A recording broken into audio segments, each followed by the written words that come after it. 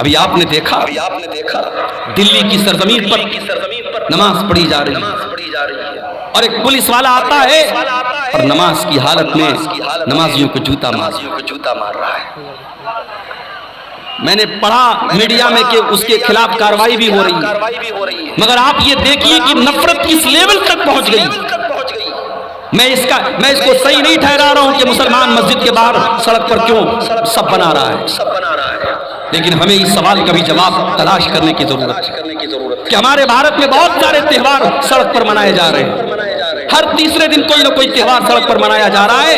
اگر ہفتے میں یا سال میں ایک نماز اگر سڑک پر ہوتی ہے تو اتنا بڑا قانون کا النگھن ہوتا ہے کہ تم نمازی کو جوتے سے مارو.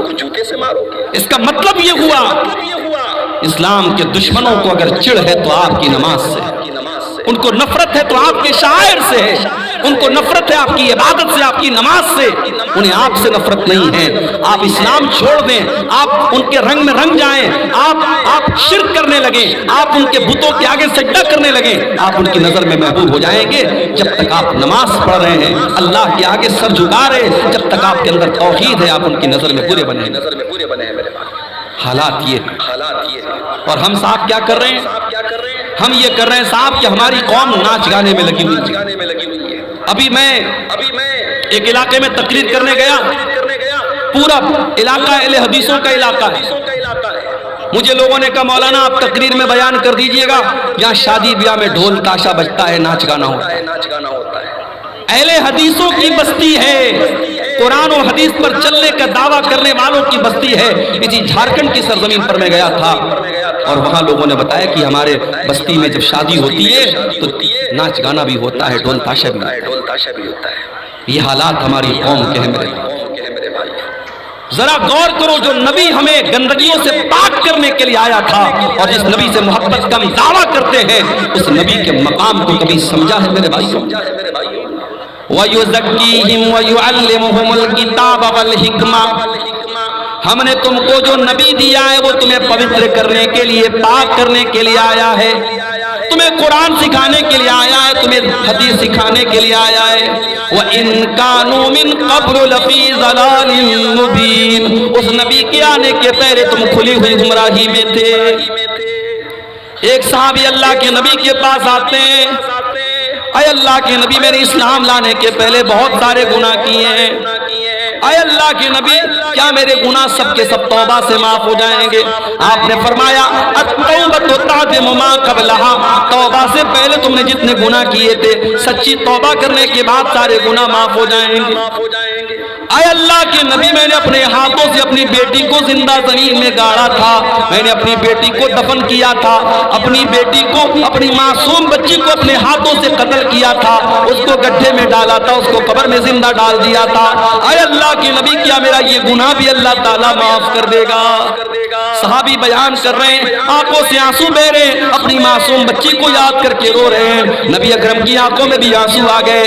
آپ نے فرمایا اے میرے صحابی الاسلام یہدم ما قبلہ والتوبۃ تعدم ما قبلھا. اسلام لانے کے پہلے تم نے جو گناہ کیے تھے، اسلام لانے کے بعد وہ سارے کے سارے معاف ہو جائیں گے، اور توبہ کرنے سے پہلے تم نے جو گناہ کیے تھے، توبہ کرنے کے بعد سب معاف ہو جائیں گے. نبی اکرم تو ان رسم و رواج کو ختم کرنے آئے تھے. جس سماج میں بیٹیاں پیدا ہوتی تھیں تو سماج کے لیے کلنک مانی جاتی تھی. بیٹی پیدا ہوتی تھی، بیٹی کے باپ کا چہرہ کالا پڑ جاتا تھا. اللہ تعالیٰ نے قرآن میں نقشہ کھینچا ہے، وَإِذَا بُشِّرَ أَحَدُهُم بِالْأُنثىٰ ظَلَّ وَجْهُهُ مُسْوَدًّا وَهُوَ كَظِيمٌ. جب اس کو بشارت سنائی جاتی تھی تیرے گھر میں بیٹی پیدا ہوئی ہے تو باپ کا چہرہ کالا پڑ جاتا تھا. يَتَوَارَىٰ مِنَ الْقَوْمِ مِنْ سُوءِ مَا بُشِّرَ بِهِ.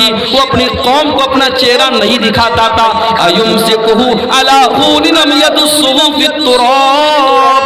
کہ کیا کروں، اگر اس بیٹی کو پالتا ہوں تو سماج میں ذلیل ہونا پڑے گا، اور دوسرا راستہ یہ کہ اپنی بیٹی کو زندہ زمین میں گاڑ دوں.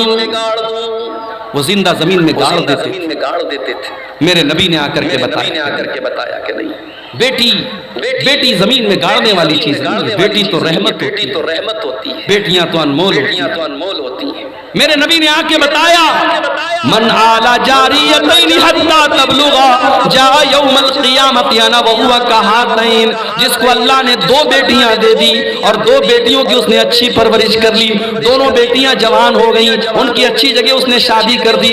اللہ کے نبی فرماتے ہیں 2 بیٹیوں کا باپ قیامت کے دن اس حال میں آئے گا جیسے یہ دونوں انگلیاں ایک دوسرے کے ساتھ ملی ہوئی ہیں، دونوں انگلیاں جیسے ایک دوسرے کے ساتھ سٹی ہوئی ہیں، وہ بیٹیوں کا باپ اپنے نبی کے ساتھ آئے گا قیامت کے دن۔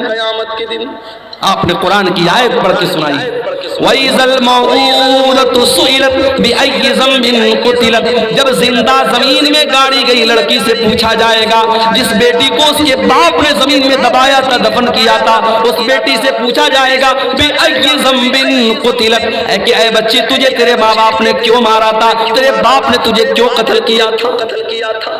میرے نبی نے آ کر کے دنیا کا سب سے بڑا پاپ قرار دیا کہ کوئی اپنی اولاد کو قتل کرتے ہیں۔ آج بھی قتل ہو رہی ہے اولاد،